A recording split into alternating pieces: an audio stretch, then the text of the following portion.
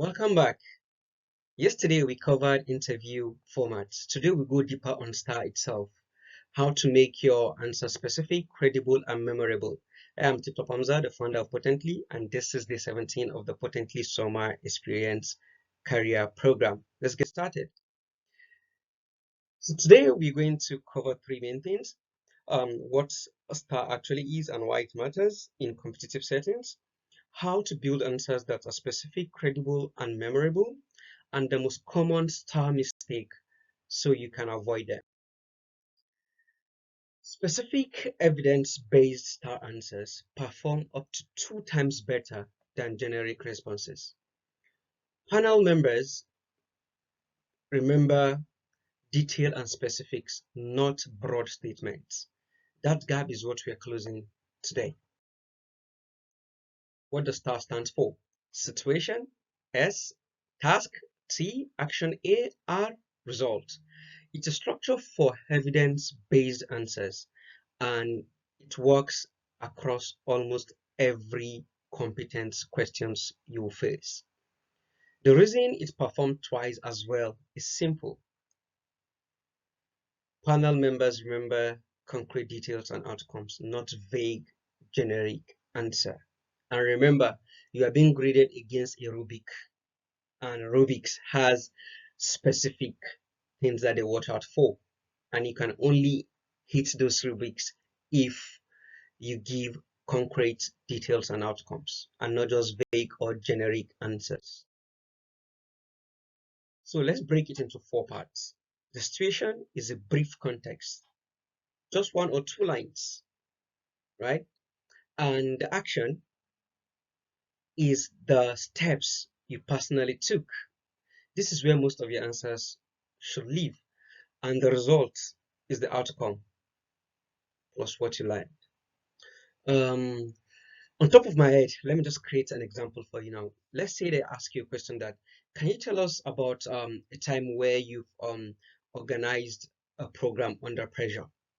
And I could be like, oh, thank you for the question. I remember when I was organizing the Potently Summer Experience program, I had limited resources because I've just launched the foundation aspect of the company Potently.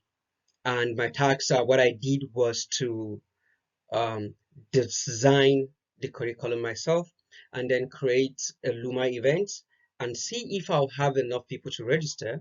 I wanted organic content, so I did not make use of any sponsored ad. All I did was to post it. I targeted 50 people because that's the capacity that I can handle without volunteers. But I have about 100 people registered for each of the program, making a total of about 200. And suddenly I have people reaching out for volunteers. Currently, I have 5 active volunteers and about 16 volunteers on the wait list. And the program was successful. See, yeah, that's just example of how it started. You state the situation, the task, and then the action, and then the result. It could be better. This is just a random example for you to really understand how this works. So when you are building the answer, keep the situation short. Don't over-explain the background. State your task clearly. Own your specific role and weigh the action.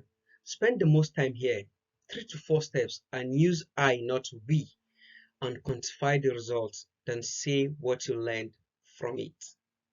Okay, so in the example I've given, if you notice, that could have been better because I should have emphasized on what I learned from it and tied it to the result or the outcome. See, practice, practice, practice makes perfect. So, in short, keep the S short, own the task, weigh the action, and use I and quantify your results so it lands with real credibility. This is just the summary. Make your answer land. And this is how you can build an answer that lands in an interview. And now let's look at the mistakes for you to avoid. Now, the mistakes to avoid include 1, spending too long on situation and rushing the action. 2, saying we, So your personal contribution disappears, because when you say we, there's no time for you to really explain what your contribution is. So it's generalized. So focus on examples that you have led or you are the integral part of it. Vague result with no numbers or concrete outcome. 4. Memorizing scripts instead of practicing the structure aloud. Once you understand how the STAR technique works, you do not need to memorize any question or any answer.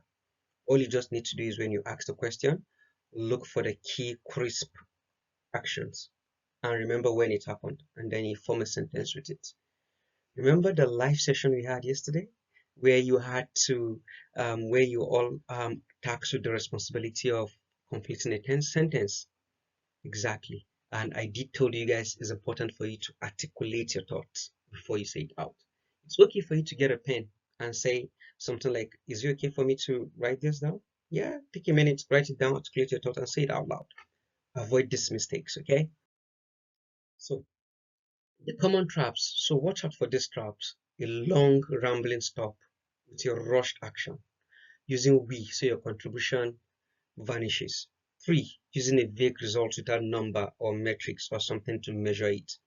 And lastly, a scripted delivery that falls flat because it sounds memorized or generic. So this week, this is what I want you to do. Master your STAR answers. Pick a story, a hard situation you handled. Draft 4 parts, 2 to 3 lines each. Add a number to quantify the result, and then say it loud. And you can take it a step further. Ask someone or reach out to your colleagues in the squad, or reach out to me if you have an interview, and then I can organize a mock. Or you can even use ChatGPT or any of these AI tools. Okay. So your action today is to write one complete STAR answer. Tell me about a time you handled a difficult situation. Keep each section to 2 or 3 sentences, then say it out loud twice without reading. For reflection, think about what experience in your past you've undersold in interviews because you didn't structure it properly. And that's day 17. It is way shorter than what you expected. 10 minutes, but I gave you 2 hours, 30 minutes, 2 minutes, 30 seconds to play around with. And see you tomorrow, Wednesday, day 18.